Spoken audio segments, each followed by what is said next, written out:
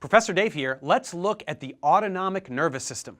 He knows a lot about the science stuff. Professor Dave explains.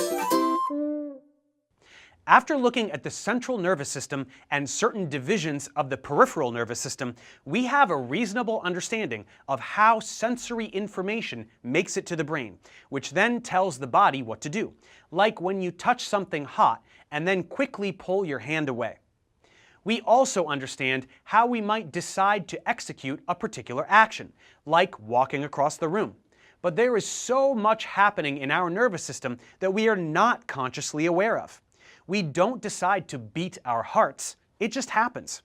We don't decide to digest our food, it's automatic. All of this is due to the autonomic nervous system. As we already learned, the peripheral nervous system is divided into the sensory division and motor division.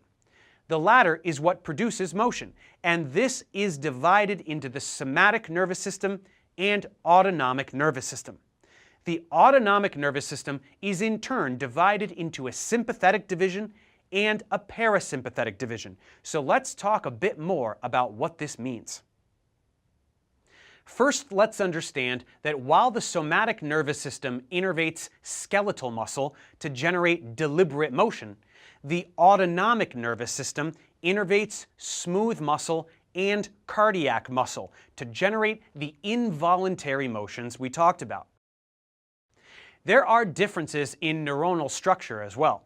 For the somatic, axons are heavily myelinated and singular, releasing acetylcholine. For the autonomic, neurons are lightly myelinated or non-myelinated, and there will be a two-neuron chain from the central nervous system to effector organs.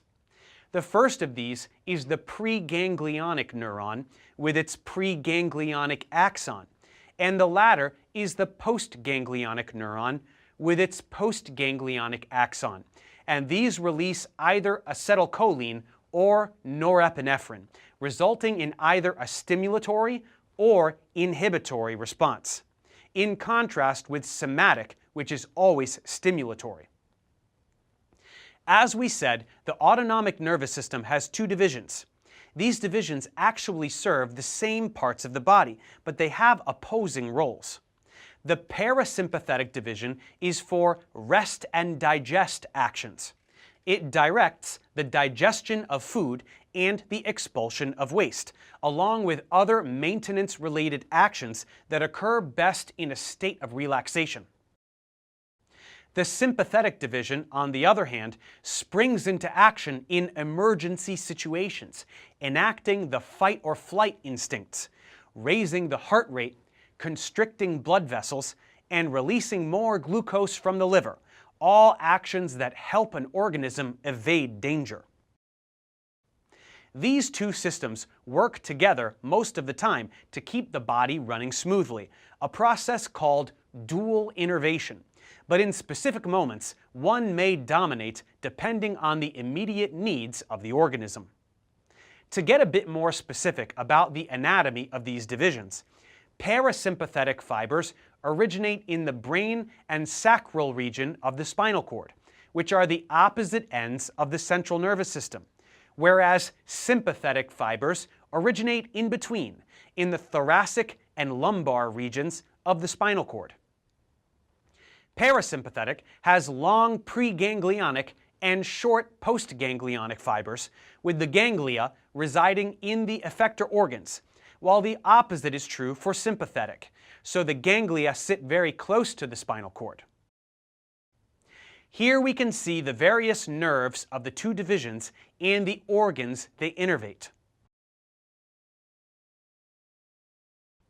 The sympathetic division also has some interesting roles.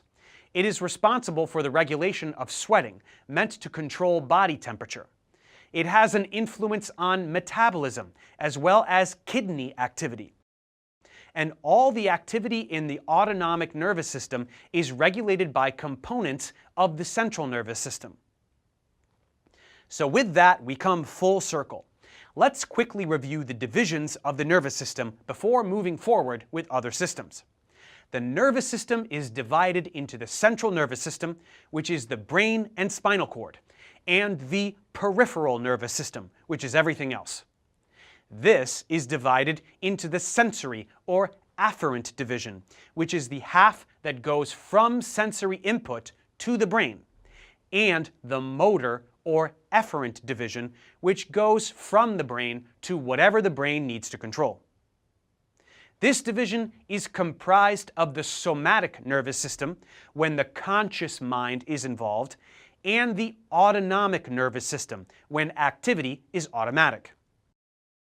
And finally, the autonomic nervous system is split into the sympathetic division, which takes over in times of emergency, and the parasympathetic division, which is in charge of regular maintenance.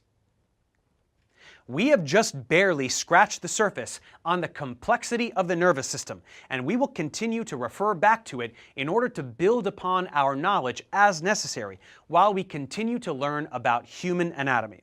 So now let's move forward and learn about some other systems in the body. Thanks for watching, guys. Subscribe to my channel for more tutorials. Support me on Patreon so I can keep making content. And as always, feel free to email me, ProfessorDaveExplains@gmail.com.